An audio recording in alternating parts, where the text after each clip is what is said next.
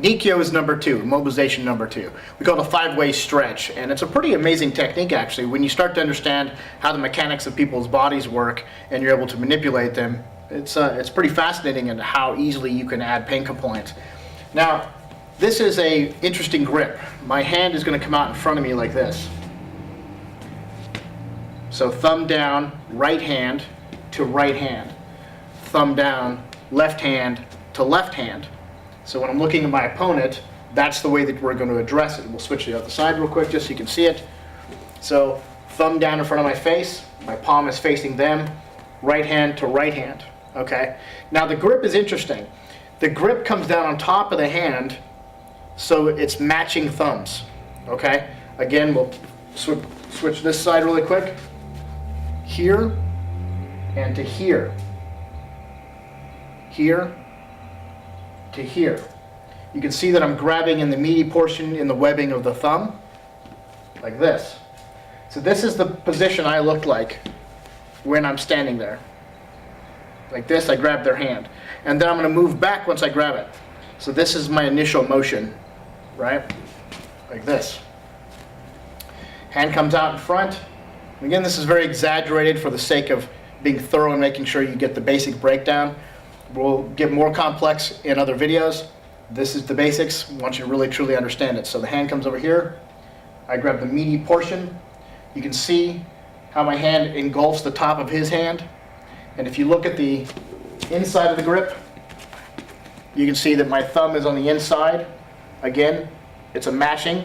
Thumb and thumb are in the same direction. My hand's roughly in the same direction.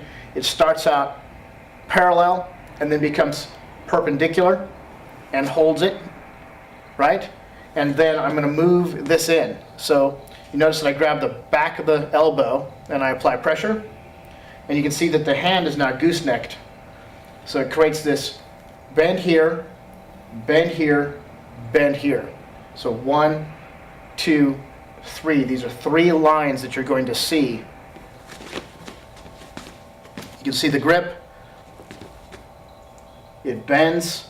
I apply a little bit of pressure on the inside of the elbow, right here in the antecubical fossa. I pull it like this. Put opposing pressure on the back side of the elbow. Pressure on the back side of the hand, so he's getting a lot of pressure right here in the wrist bend.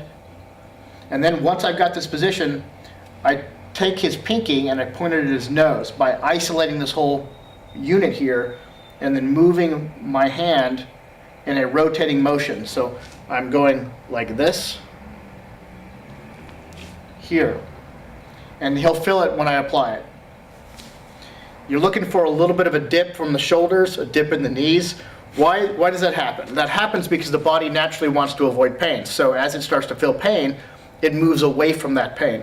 And a natural movement away from this pain is a downward movement to get away from it or underneath it. Which is perfect. Yeah, and I mean, if you don't, you're going to feel it. I mean, don't sit here and try to muscle this, okay? This is one of those techniques where big guys, when you apply it, they sort of act like they don't feel it, but you can see it in their eyes, that little glint of, oh shit, okay? Because that's really what it is.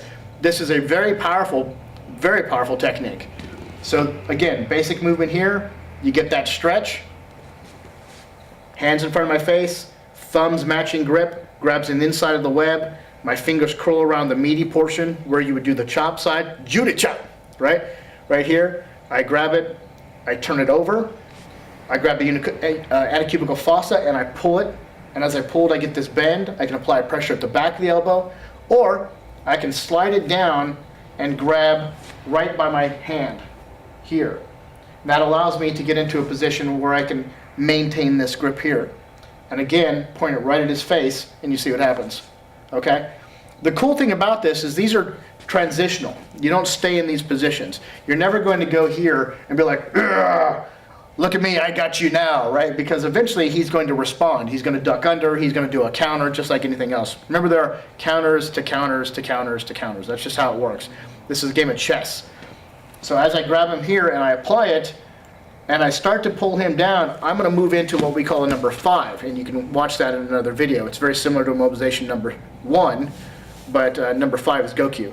So arm bar, bar arm, similar names. 1, EQ, immobilization number 1 is an arm bar, and number 5 is a bar arm.